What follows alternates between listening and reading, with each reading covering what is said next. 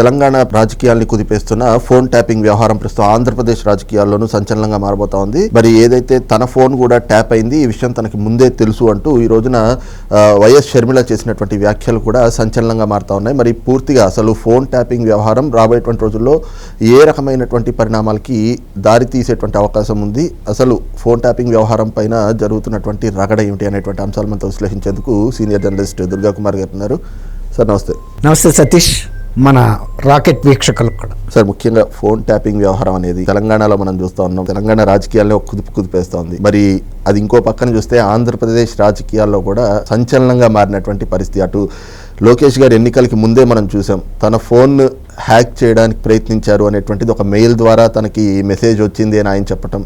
మరి ఇటీవల ఈ ఫోన్ ట్యాపింగ్ వ్యవహారంలో ప్రభాకర్ రావు విచారణ సందర్భంగా చంద్రబాబు గారి ఫోన్ కూడా ట్యాప్ చేశాము అనేటువంటిది ఒక ప్రచారం అయితే బయటకు వచ్చింది. ఈ రోజున షర్మిల మాట్లాడుతూ, ఎస్ నిజంగానే నా ఫోన్ కూడా ట్యాప్ అయింది, వైవి సుబ్బారెడ్డి ఆ ఫోన్ రికార్డింగ్స్ నాకు వినిపించారు అని చెప్పేసి ఆవిడ చెప్పడం. మరి ఏంటి ఫోన్ ట్యాపింగ్ వ్యవహారం రగడ ఎలాంటి పరిణామాలకు దారి తీయచ్చు అనుకోరు? తెలంగాణలో ఈ ఫోన్ ట్యాపింగ్ అనేది ఒక భారీ పరిశ్రమగా కొనసాగింది సతీష్ గారు.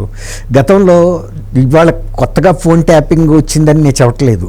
పోలీస్ శాఖలో ఉన్న ఇంటెలిజెన్స్ విభాగం వాళ్ళు ప్రతిపక్ష పార్టీలకు చెందిన నాయకుల కార్యకలాపాల మీద నిఘా ఉంచడం కోసం వాళ్ళ మధ్య జరుగుతున్న సంభాషణ, వాళ్ళు ఎవరితో ఏం మాట్లాడుతున్నారు కొంత జరిగేది. అది ఒక పరిమితంగా జరిగేది తప్ప ఇలాంటి ఒక భారీ పరిశ్రమగా ఆ పోలీస్ వ్యవస్థ మొత్తం ఇంటెలిజెన్స్ అంతా అధికారులంతా ఇదే పని మీద ఉండటమే కాకుండా ఆ రాష్ట్రంలో ప్రతిపక్ష నాయకులనే కాకుండా పక్క రాష్ట్రాలకు చెందిన వాళ్ళని కూడా ట్యాప్ చేస్తూ పక్క రాష్ట్ర ప్రభుత్వం చేసుకోవాల్సిన పని కూడా వీళ్ళే చేసి పెట్టారు. ఇది కొంచెం విచిత్రంగా ఉంది. ఒక ఇద్దరు ముఖ్యమంత్రుల మధ్య స్నేహం ఉంటే ఉండొచ్చు, కానీ ఏ రాష్ట్ర పరిపాలనని వాళ్ళు చూసుకుంటారు, ఏ రాష్ట్ర పరిపాలనా సిబ్బంది ఆ విభాగాలు ఆయా కార్యక్రమాల మీద ఆ పరిమితి లోబడి చేసుకుంటాయి భౌగోళిక పరిస్థితులకి. కానీ ఆంధ్రప్రదేశ్కి సంబంధించిన ముఖ్యమైన నాయకులు, ఆంధ్రప్రదేశ్ రాజకీయాలను ప్రభావితం చేయగలిగిన వ్యక్తులు, పెద్ద పారిశ్రామికవేత్తలు, వ్యాపారవేత్తల ఫోన్లు కూడా ట్యాపింగ్ అవ్వటం ఇక్కడ విశేషం.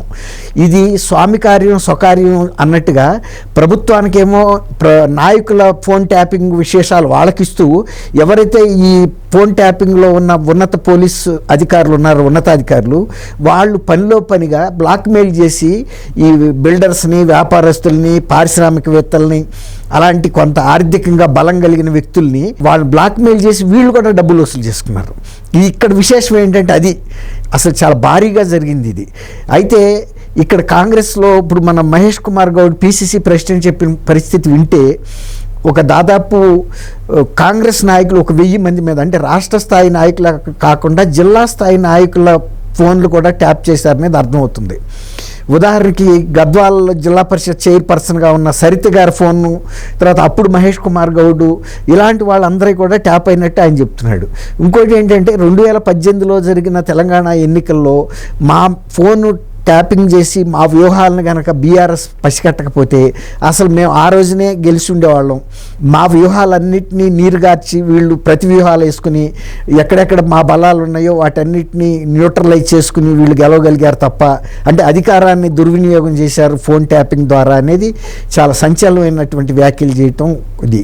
తర్వాత షర్మిల గారు, మీరు అన్నట్టు షర్మిల గారు ఆమె ఇద్దరికి బద్ధశత్రువు అంటే ఇక్కడ తెలంగాణలో ఒక బలమైన శక్తిగా ఎదుగుతుందని బీఆర్ఎస్ ప్రభుత్వం భయపడింది.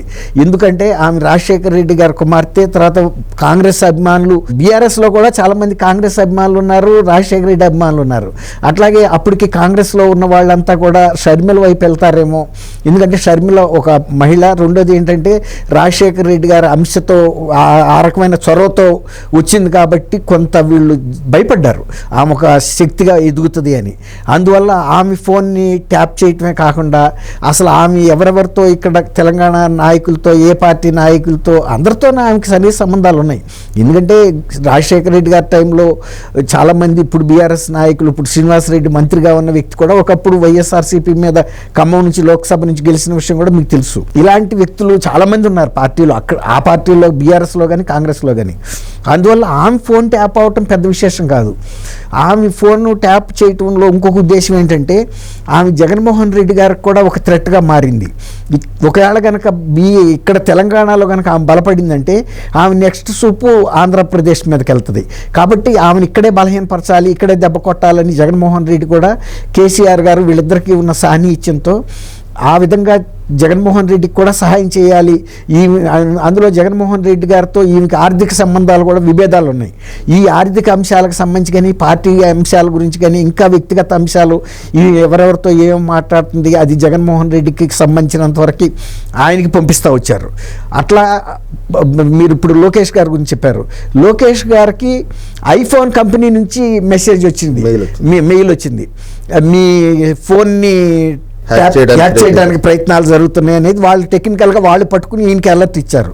అవి కాకుండా ఫోన్ ట్యాపింగ్ అనేది ఇంటెలిజెన్స్ డిపార్ట్మెంట్ల దగ్గర గతంలో అంటే ల్యాండ్ లైన్స్ ఉన్నప్పుడు ఒక రకమైన టెక్నాలజీ ఉండేది. ఇప్పుడు సెల్ ఫోన్స్ ఇంకా సెటిలైట్ ఆహారాలు ఇవన్నీ వచ్చేటప్పటికి అలాంటి టెక్నాలజీస్ కూడా ఇంటెలిజెన్స్ డిపార్ట్మెంట్స్ వాళ్ళ దగ్గర ఉన్నాయి. వాళ్ళు కూడా అప్డేట్ అయ్యారు. అప్డేట్ అవడంతో చంద్రబాబు నాయుడు గారికి సంబంధించి, లోకేష్ గారికి సంబంధించి, పవన్ కళ్యాణ్ గారు కూడా వాళ్ళ కొన్ని కార్యక్రమాలు హైదరాబాద్ నుంచి కార్యకలాపాలు జరుగుతూ ఉండేవి. అందువల్ల వాళ్ళ ఫోన్ కూడా ట్యాప్ అయింది అనేది కూడా వాళ్ళ కొన్ని అనుమానాలు వస్తున్నాయి. ఈ ప్రభాకర్ రావు గారు ఇన్ని రోజుల నుంచి ఏదో అనారోగ్యం అని అంటే అప్పుడు స్టేట్ ఇంటెలిజెన్స్ బ్యూరో చీఫ్గా ఉన్న ప్రభాకర్ రావు గారు తర్వాత ఆయన అమెరికాలో ఉండటం, విచారణని వాయిదాలు వేసుకుంటూ వచ్చాడు ఆయన నా అనారోగ్య కారణాలను చూపిస్తా. కానీ ఇప్పుడు ఆయన సిట్టు ముందుకు వచ్చి చెబుతున్న విషయాలు చాలా మీరు అన్నట్టు రెండు రాష్ట్రాల్లో కూడా చాలా ఉత్కంఠను రేపుతున్నాయి. అసలు ఇంత డీప్ ఇది జరిగిందా, కుట్ర జరిగిందా అనేది ఇంకా బయట ఎవరెవరున్నారు అనేది కూడా మనం ఇప్పుడు ఏం చెప్పలేము. దాని పూర్తి పూర్వపరాలు బయటకు రావాలి. అయితే ఇంకోటి ఏంటంటే ఈ ఫోన్ ట్యాపింగ్లో ఉన్న ఉన్నతాధికారులు అంతా కూడా బీఆర్ఎస్ చంద్రశేఖరరావు గారి సామాజిక వర్గానికి చెందిన వాళ్ళని కూడా చూస్తున్నారు. ఆయనకు అత్యంత సన్నిహితులు, బాగా విశ్వాసపాత్రంగా ఉన్న వ్యక్తులు, గత దశాబ్దాలుగా ఆయనతో పరిచయం ఉన్న వ్యక్తులనే పెట్టారు. ఎందుకంటే ఇవి అంతర్గతంగా కొంతమంది బీఆర్ఎస్ నాయకుల ఫోన్లు కూడా ట్యాప్ అయినాయి అని కూడా ఇప్పుడు అనుమానాలు వస్తాయి. కవిత గారి ఫోన్ కూడా అయింది అంటున్నారు. కాబట్టి దీని లోతు, సముద్రం లోతు కూడా ఎంతో మనం చెప్పలేని పరిస్థితిగా ఉన్నాయి. ఇంకా కొంత విచారణ జరిగితే కనుక ఇంకా ప్రభాకర్ గారు ఇంకా కొన్ని విషయాలు ఇంకా చెప్పే అవకాశం కూడా ఉంది. ఇవి రెండు రాష్ట్రాల రాజకీయాలని ప్రభావితం అయితే చేసినాయి కూడా ఇప్పటికే. ఎందుకంటే వాళ్ళ వ్యూహాలకి ప్రతి వ్యూహాలు వేసుకోవడానికి కేసీఆర్ గారికి ఉపయోగపడింది ఈ ఫోన్ ట్యాపింగ్ వ్యవహారం. అట్లాగే జగన్మోహన్ రెడ్డి గారికి కూడా వాళ్ళ ప్రత్యర్థుల కార్యకలాపాల గురించి చాలా వరకు ఒక అవగాహన తెచ్చుకోవడానికి పనిచేసింది. కానీ ఈరోజు షర్మిల గారు చెప్పడం నేరుగా నాకు గతంలోనే వైవి సుబ్బారెడ్డి వచ్చి నేను మాట్లాడిన ఫోన్ సంభాషణలు నాకు వినిపించారు అని చెప్పి ఒక బాంబ్ బ్లాస్ట్ లాంటి న్యూస్ అయితే ఆవిడ బయటకు చెప్పారు. సో దీంతో గతంలో కోటంరెడ్డి శ్రీధర్ రెడ్డి కూడా తన ఫోన్ సో మరి ఇది ఏ వైపుకి దారి తీసే అవకాశం ఉందనుకో?